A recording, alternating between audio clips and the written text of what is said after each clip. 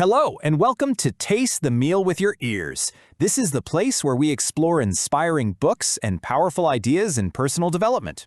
In this episode, we'll dive into Chapter 4 of Master Your Emotions, where we uncover how sleep affects your mood and emotional well-being. So let's jump right in. We've all had those days, haven't we? You wake up and you just feel off. Everything seems to get on your nerves and your patience is basically zero. You might chalk it up to a bad day at work, but what if the real reason is something you're not even thinking about? What if it all comes down to your sleep? You know, the price we pay for not getting enough sleep is way higher than just feeling a little tired. We're talking about some serious, measurable effects on our health, our work, and even the economy. It's a much bigger deal than most of us think. Yeah, there's a really strong link between how we sleep and how we feel mentally. And this isn't just about a temporary bad mood. The book points to a survey that found most people dealing with anxiety or depression were also chronically sleep deprived. It's a really tough cycle to break. Poor mental health messes with your sleep, and a lack of sleep makes your mental health even worse. And the impact isn't just in our heads, it's physical too. A huge study by Rand Europe back in 2016 found something pretty shocking. Sleeping less than 6 hours a night increases your risk of mortality by 13%. I mean, think about that. That's compared to people who get a healthy 7 to 9 hours. This is serious stuff. And if that's not enough to get your attention, how about this? Let's talk money. That same study figured out that sleep deprivation costs the U.S. economy a whopping $411 billion every single year. That's from people being less productive, higher healthcare costs, all of it. It's a massive national problem that starts right in our bedrooms.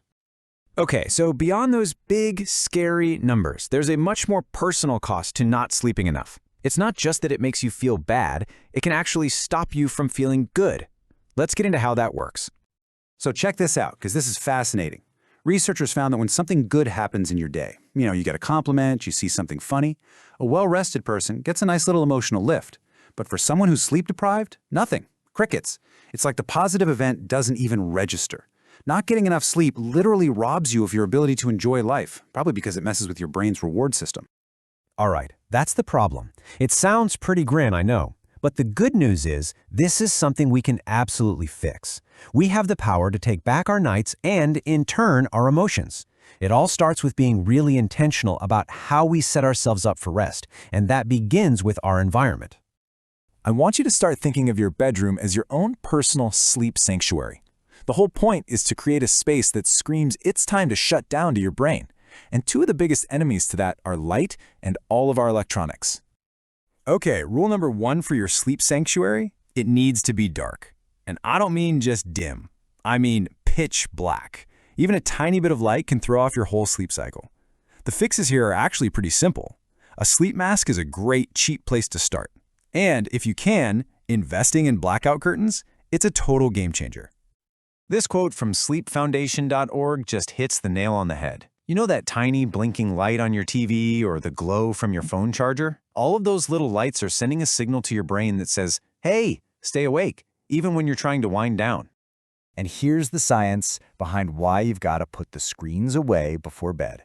A 2014 study found that reading on a device, like an e-reader, compared to an old-fashioned paper book, actually cut the production of melatonin by half. Melatonin is the key hormone that tells your body it's time to sleep.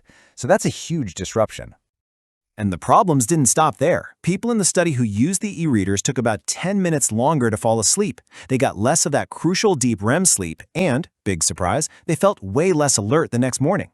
So that little habit of scrolling in bed, it's literally setting you up for a worse day tomorrow. So, we've tackled the environment, now let's talk about habits. Creating a really solid, consistent evening ritual is honestly one of the most powerful things you can do to train your body for a great night's sleep. Here are 3 super simple but powerful habits to start with. First, be consistent. Go to bed at the same time every single night. Second, swap that phone for a real physical book. It helps your mind calm down without that disruptive blue light. And third, a practical one, try to stop drinking water about 2 hours before bed so you don't have to get up in the middle of the night. So what is an evening ritual, really? It's just about creating a predictable routine.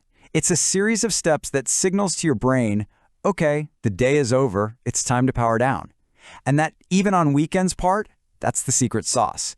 Keeping that schedule helps your internal body clock stay perfectly in sync. Look, this isn't about completely changing your life overnight. It's about taking one small, totally doable step. So what's it going to be for you? Will you buy a sleep mask, maybe just charge your phone across the room, or read just a few pages of a real book? Your journey to better sleep and a much better mood can start with that one tiny change tonight. See you for the next episode, where we will explore Chapter 5 titled Using Your Body to Influence Your Emotions. Thank you for listening. If you enjoyed this episode, don't forget to subscribe, like the video, and share your thoughts in the comments.